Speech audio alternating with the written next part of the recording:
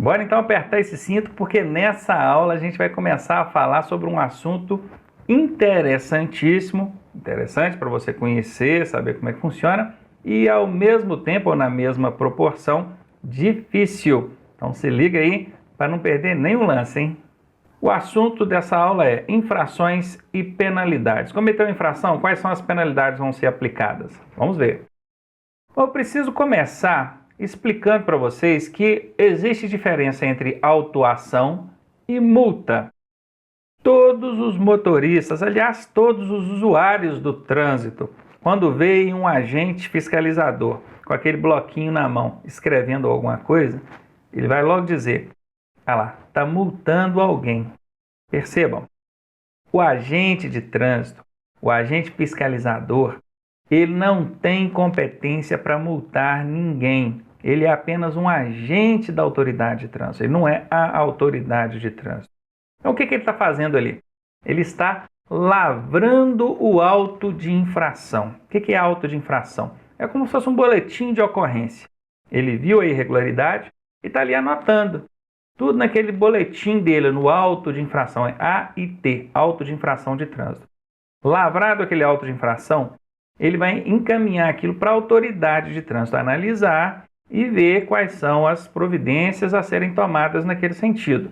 Depois que a autoridade recebe aquilo, você vai ser notificado na sua casa, ou seja, avisado. Você vai ter fases ali de recursos, de defesa. Depois tramitado todo o processo administrativo, chegou ao final, você não conseguiu provar a sua inocência, aí você vai ser penalizado.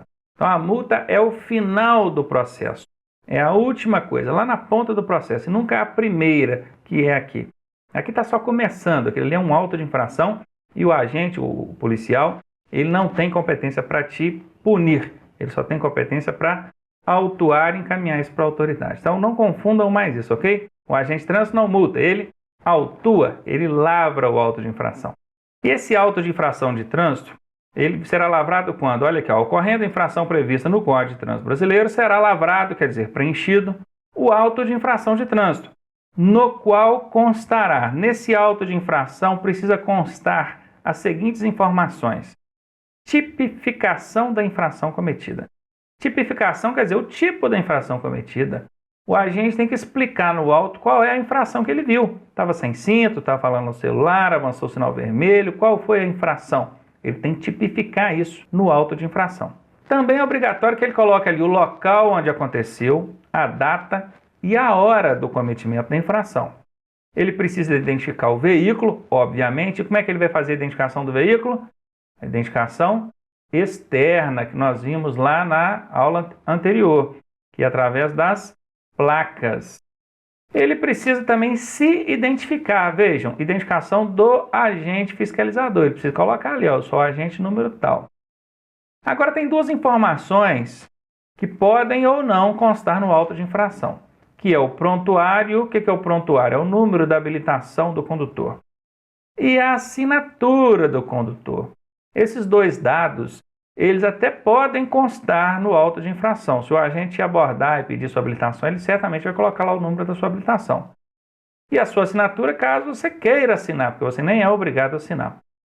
Percebam que esses dois dados, está escrito aqui o quê? Se possível, o agente pode perfeitamente lavrar o auto de infração sem esses dois dados. Em relação a assinar ou não o auto de infração, tem gente que fica receoso, mas se eu assinar eu estou assumindo o erro. Nada a ver. Sabe para que vale a sua assinatura ali no auto de infração?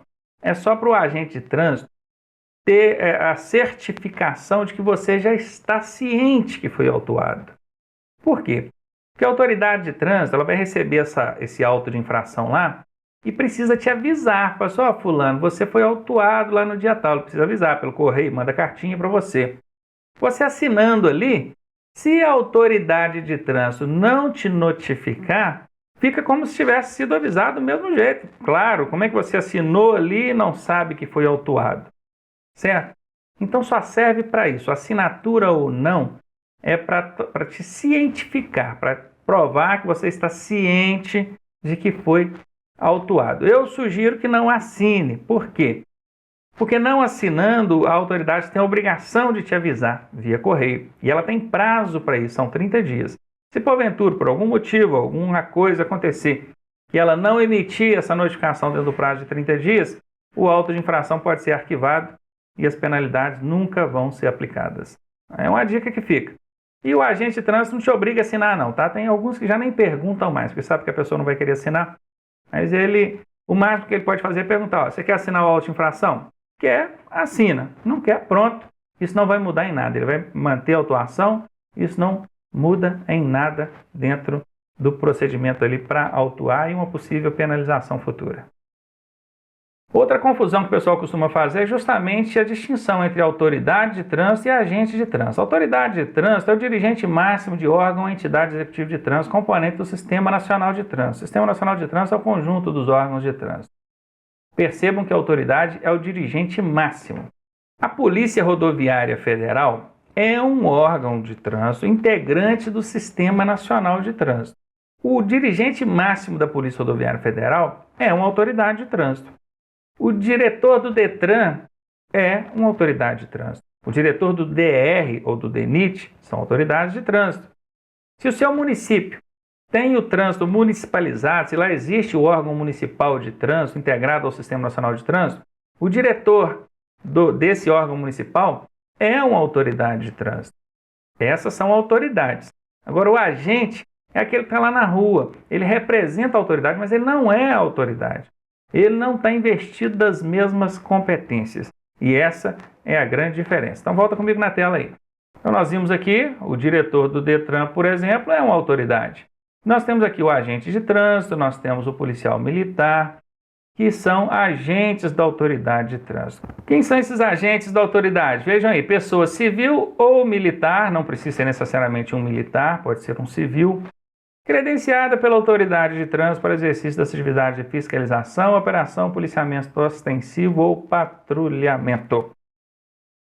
E aqui reforça para a gente a ideia de que quem são competentes para lavrar um auto de infração de trânsito. Pode ser um servidor civil ou policial militar. O servidor civil pode ser no regime trabalhista estatutário, mediante estatuto, ou seletista, que é convenção de trabalho, carteira de trabalho. O policial rodoviário federal, por exemplo, ele não é um militar, é um policial, mas ele é um servidor civil.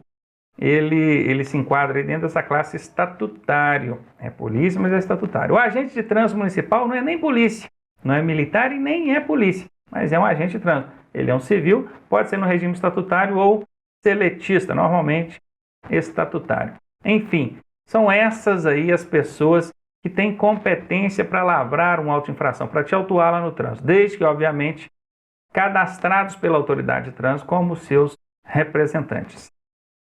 O AIT, o auto de infração de trânsito, ele pode ser arquivado. Quando ele pode ser arquivado? Em duas circunstâncias. Quando ele for considerado inconsistente ou irregular, percebam, o agente que está fiscalizando lavrou o auto de infração e encaminhou para a autoridade. Quando a autoridade foi analisar, viu que tinha inconsistência no auto, ou então que ele foi preenchido irregularmente. O que ele vai fazer? Arquivar, e o processo nem continua. Ou então, se a notificação da infração não for expedida em no máximo 30 dias. Lembra que eu falei que se não assinar, o órgão de trânsito tem a obrigação de te notificar e essa notificação tem que acontecer no prazo máximo de 30 dias? Pois é, se a autoridade de trânsito não conseguir fazer essa notificação dentro do prazo de 30 dias, a autuação vai ser arquivada e o processo não pode prosseguir. Uma confusão que o pessoal costuma fazer é o seguinte: olha, eu não recebi a notificação lá no meu endereço. Mas não recebeu por quê?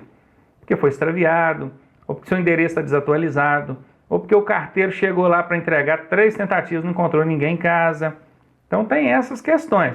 A autoridade de trânsito ela tem que provar que emitiu. Olha, eu emiti e postei a notificação, enviei lá para ele. Se ele não recebeu, aí já não é problema nosso. Entenderam? Então não confunda isso não, tá? Uma vez que ela emitiu a notificação, ela já cumpriu com o dever dela. Agora, se não emitir dentro dos 30 dias, suspende o processo. Aliás, arquiva o auto de infração e o processo ele está definitivamente engavetado. Nenhuma punição vai ser aplicada. Mas vamos dizer então que a notificação chegou na sua casa e que você recorreu e perdeu, ou então não recorreu.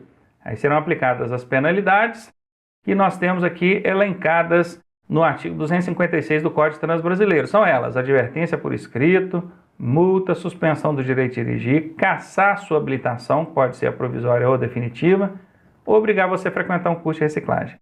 Essas penalidades, quem pode aplicar? Percebam aqui, somente a autoridade de trânsito.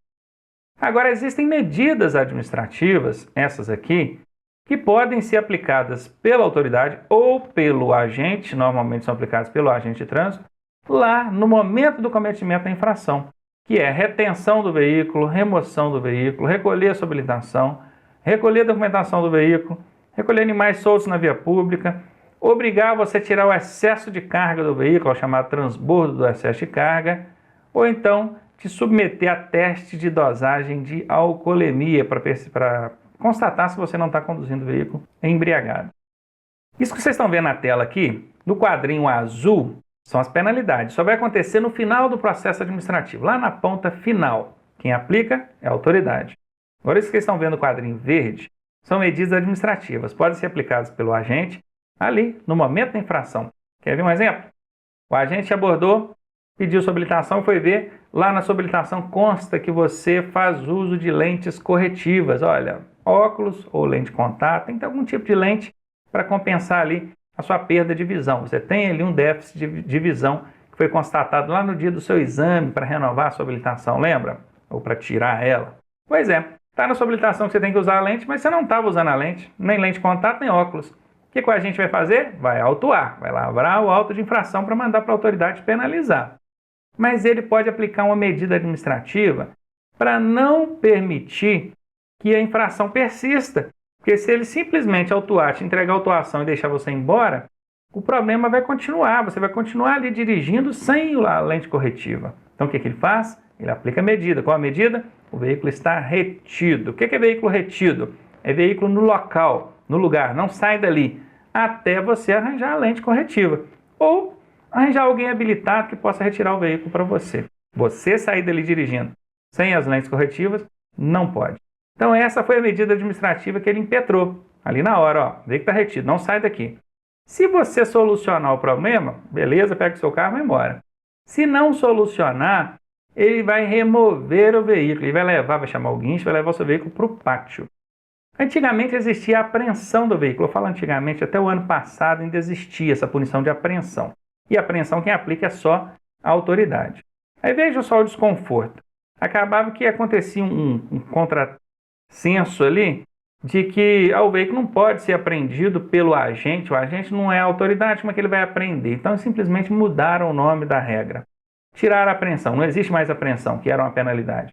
E incluíram aí a remoção. A remoção é uma medida administrativa e o agente pode aplicar. Ou seja, regularizou o problema, está liberado o veículo. A retenção foi convertida em liberação. Não regularizou, a retenção é convertida em remoção. Leva o seu veículo para o pátio e vai ficar lá até o problema ser resolvido. Entendeu como é que funciona? Bom, virei aqui a tela, mas eu vou dar uma pausa nessa aula. A gente volta já falando aí das penalidades. Eu quero falar um pouquinho mais detalhadamente para vocês sobre cada uma delas, para você ficar aí por dentraço do que pode e o que não pode ser feito em relação a infrações cometidas no trânsito. Aguardo você na próxima aula.